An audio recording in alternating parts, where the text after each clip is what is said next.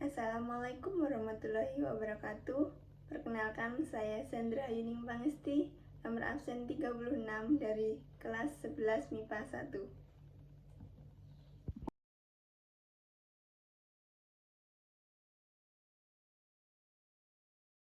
Banyak tokoh penting yang berperan di berbagai peristiwa di sekitar proklamasi. Beberapa tokoh penting itu antara lain, yang pertama adalah Insinyur Soekarno. Soekarno atau Bung Karno lahir di Surabaya tanggal 6 Juni 1901. Pada tanggal 17 Agustus 1945, peran Soekarno sangatlah penting. Secara tidak langsung, ia terpilih menjadi tokoh nomor 1 di Indonesia. Soekarno diberi kepercayaan kemerdekaan Indonesia.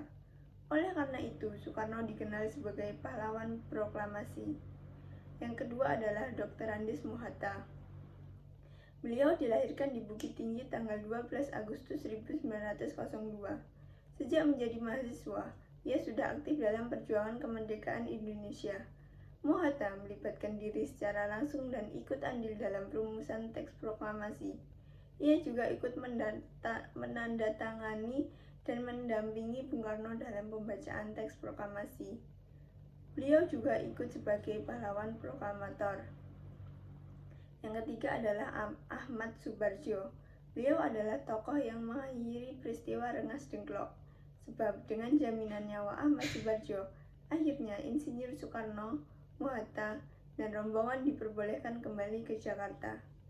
Selain itu, ia juga memberikan andil pemikiran tentang rumusan teks proklamasi. Yang keempat adalah Soekarni Kartodiwiryo.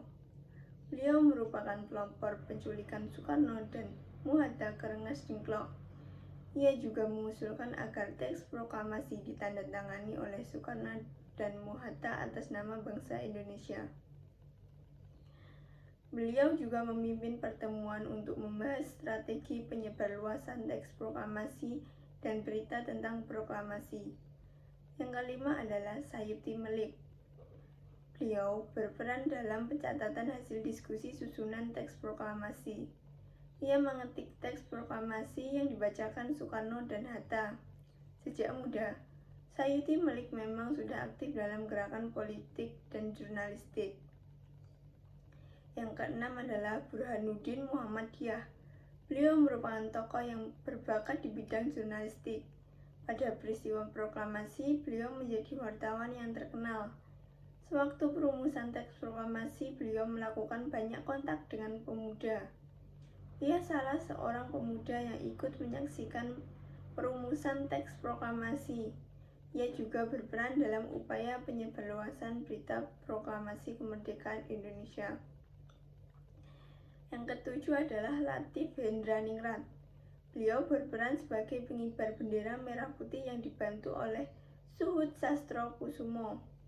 Yang kedelapan adalah Suhut Sastrokusumo. Beliau yang mencari tiang bendera dan mengibarkan bendera merah putih dengan dibantu Latif Hendraningrat. Yang kesembilan adalah Suwiryo. Ia menjadi ketua penyelenggara upacara proklamasi kemerdekaan.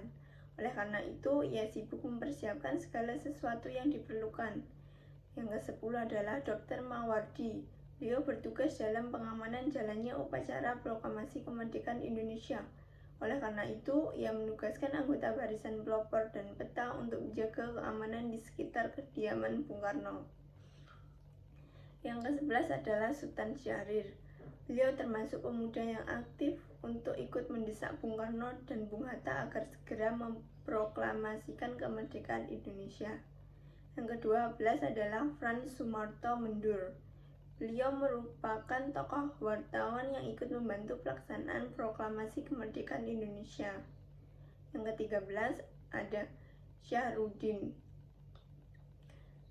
Beliau merupakan seorang wartawan Dome yang berani gedung siaran RRI dengan memanjat tembok belakang, sehingga naskah proklamasi berhasil diserahkan kepada kepala bagian siaran.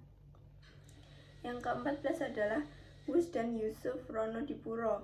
Kedua tokoh tersebut berperan penting dalam penyebarluasan berita proklamasi. Yang ke-15 adalah Lambertus Nicodemus Palar. Beliau merupakan seorang diplomat ulung dalam perjuangan kemerdekaan Indonesia melalui diplomasi. Dan yang terakhir, ke-16 adalah Sumitro Joyo Hadikusumo. Beliau bersama Lambretus Nicodemus Palan memperjuangkan Republik Indonesia melalui jalur diplomasi. Sekian dari saya, kurang lebihnya mohon maaf. Wassalamualaikum warahmatullahi wabarakatuh.